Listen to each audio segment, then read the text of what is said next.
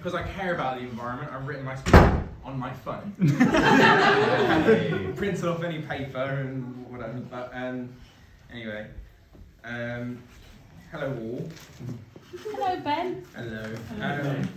Certainly you all know me, but I'm Ben, as all the speeches. Ben or George Ben? As every speech online telling you how to do a best man speech tells you to introduce yourself, so I thought I would as well. And I'm Brian's favourite youngest son, and first or second best man, depending on which order, but clearly the best. Lies. I must admit, Ladies go first. I must admit, it's quite honoured to be asked to speak. I didn't think I'd be asked to be best man. Not because I can't do it, but because I can barely speak. So, you're all stuck in it now with my vowel heavy stammering. So I hope you don't mind. I apologise. I can't put into words how delighted I am. Thank you. I know this wedding day has come after a long time. Delays and breaks, COVIDs and tests and everything else. It could have possibly gone wrong, did, but it worked out in the end. I'm happy it's done, if I'm honest.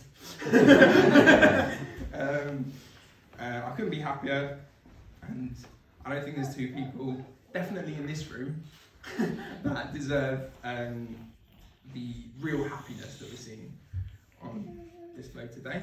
Oh, thank you. No. For years now, the two of you have been a shining constant in your children's lives. I don't know why. Well, everyone was doing speeches. I was tearing up. I don't know why. What's happened? Maybe I'm tired. I need to lie down. I'm tired. Been shining constant in your children's lives, provided a safe home whenever it was needed, a haven whenever life gets a bit too heavy. And in that haven usually comes a very good and well-cooked meal. And it's a meal that's made even better when one of you is cooking, but I won't say which. Keep the rivalry going. Because the harder they work for good food, the better it gets. Yeah. Very good. I like that.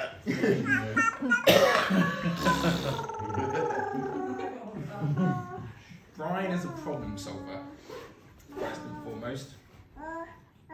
I'd say he's one of the wisest and the best. Especially so when it means getting what he wants. Countless times where his actions and his advice have helped me.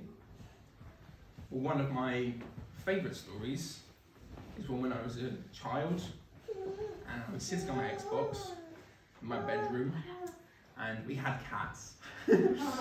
How? We had cats. Elvis, mention Elvis. Elvis. We had 2 cats and then we had 3 cats and 5 cats and then 2 again. Probably work out what happened. But they love to bring in dormice, rats, frogs, a bird here and there. One time I was sat in my bedroom playing on my Xbox and a rat the size of my forearm ran out behind like a baby changer thing which I kept books and whatever on. And I shit myself. And I think that's that's the only way to put it. So I ran downstairs and called... Crying and screaming. Of course. I'm always crying. Calling Dad, and Oliver came as well. And for a while they made a mess of my room, which is one thing for you, you never said sorry. They were turning everything over. Turning everything over, trying to find these... This during the feng shui days. It's still happening these days. And instead of a massive rat, they found a dormouse. About this big. burst out laughing, oh, I'm pussy, yeah, man, what are you doing, and all that. And I said, no, keep searching, keep searching, keep searching. And they brought in the cats to try and help them search. And they, of course, were useless. But they ended up finding this black rat. Horrible thing. Anyway, Brian very quickly nipped downstairs and grabbed his gardening gloves. They're thick ones which are meant to pull out thorns. Grabbed one of those, and me and Oliver, very kind of like excitedly in a way, followed back downstairs and got all the way to the garden door. And we turned, and he told us to stop and not come out with him. And so we turned on the garden light. He said, turn that off. He was a nice as well. And we just watched him, well, a white t-shirt, more so, walk towards the end of the garden. It was a 100-foot garden in fairness. 100-foot garden. Looked left and right. You know, did a bit of awkward strolling. And then just yeet the rat as far as he could into however many gardens. I believe the intention was to just get the rat as far away as it possibly could get. I just want Elvis bringing it back by the morning. Exactly, yeah, exactly. So Lorraine, if you ever need someone to do a pest control, either in the form of rats or your grandchildren, you know, happily take them out and get rid of them for a while. Thank you. Whenever you need it, just a few out of peace, as we all do. Anyway, they say that best man speeches should consist of a friend or relative taking the mick out of the groom and complimenting the bride and everybody here. But I don't really see you guys as separate. And that's the thing. It's nearly 7 years, isn't it? Yeah.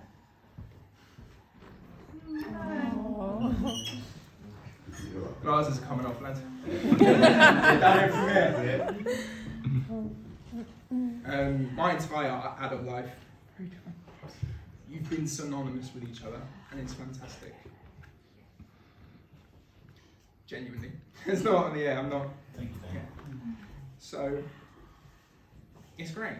And for a while, Lorraine has been my stepmom, but, and I've called her my stepmom, mainly because it's easier to say stepmom than my dad's partner that lives in Brighton. Trying to explain it a bit more, but Lorraine has been a parent, and she's helped out me. She helped out one of my exes one time. That's a bit of a private story. I remember that one. You're not hearing that. But yeah, Lorraine is the most affable person I know. She could be stuck in a lift with a man that's got no tongue and get him talking.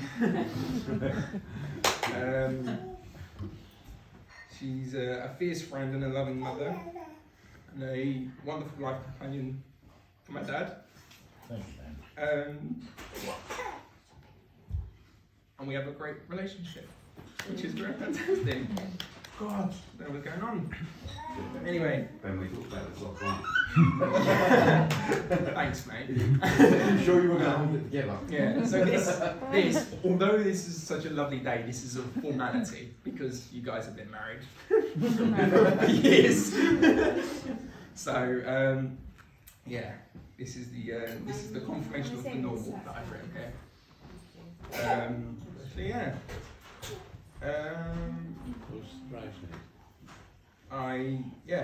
That's about it, to be honest. Having a general look down, and that's about it. Comes to the story of Father's Day 2018.